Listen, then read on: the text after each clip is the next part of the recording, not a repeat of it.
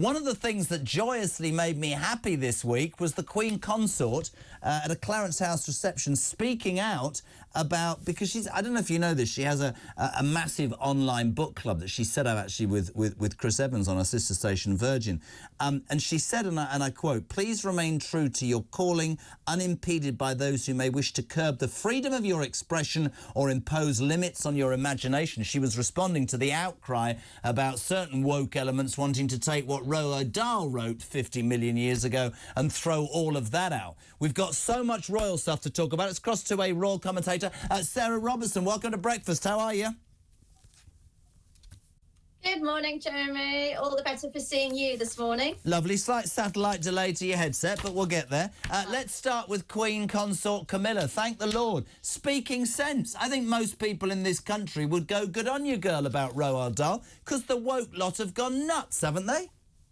Yes, that's correct, Jeremy. They really have. So earlier this week, we heard that the publishers of Roald Dahl have softly, or gently as they put it, rewritten some of Roald Dahl's text from his famous children's books to make sure they're not deemed, as they put it, offensive to readers. I mean, this has caused an absolute national outcry that Rishi Sunak, the Prime Minister, has waded into. You've got great authors such as Salman Rushdie has also said it's a travesty. You know, there's no need to change the text of one of Britain's probably the greatest children's author, if I may say so myself. I grew up reading his books from the age of 4, and it's absolutely ridiculous to change paragraphs of Roald Dahl's work. Yeah. You know, he's and actually just good. I mean, it has been given permission. And just really good to hear her jumping up. Listen, a couple of other things quickly about the royals, because I've been covering this all week on Jeremy Kyle Live.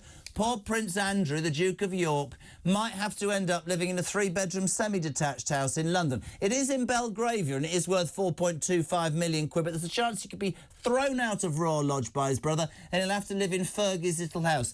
There's no sympathy for the Duke of York. Why doesn't he just go away and shut up?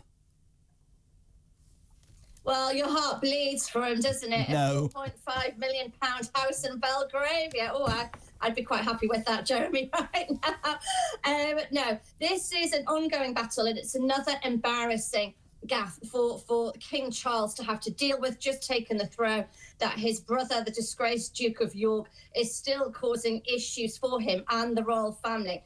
Andrew has signed this lease back in 2003. It was a peppercorn lease, which he thought meant it could mean he was entitled to stay in Royal Lodge, a £30 million home on the Queen's estate for the rest of his life. He pays £250 a week. He signed again. He said that he has no intention of leaving. He's going to carry on paying this £250 a week, and he said he isn't going anywhere. And this obviously comes on the back of King Charles saying to, other members of the royal family, look, we have to tighten our belts. It doesn't look good. I tell you what, Sarah, because I've got to get through loads this morning. I'll tell you what doesn't look good, and I mean this, is there going to be an argument between Andrew and Charles? Is he going to force his brother out? Is Andrew going to sue his own brother? Sarah Robertson, thank you very much indeed. If you want to talk royal, in fact, Louise wants to talk royal. Louise, welcome to Talk Breakfast. How are you? I'm good, thank you. How are you? I'm very good. Happy Friday or whatever. Apparently I've upset this man. He says, great. Thanks, Jez. I just recorded the cricket and I was going to watch it at a more civilised hour and you've ruined it. I'm never listening to you again. I can't not report sports news because you've recorded the blimmin' cricket overnight. Louise, what you want to talk about, my darling? So I want to talk about the Queen Consort because over the years she's had a lot of bad press saying that she was the reason that Diana and Charles broke up and whatever. But she actually is a really good, kind woman.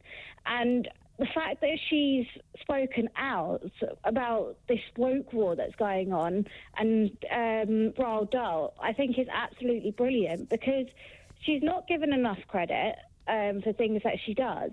But to have big voices speaking out against the woke war, I think is brilliant because they're cancelling our history and our culture. So we're just going to raise a generation of snowflakes that can't learn anything. You know, it's so refreshing to hear this, Tommy, and I'll tell you for why. I know that she was painted as the Scarlet Woman, and I know that the publicity she got was very negative. The reason I loathe Meghan Markle so much, and I have used Camilla as the perfect example.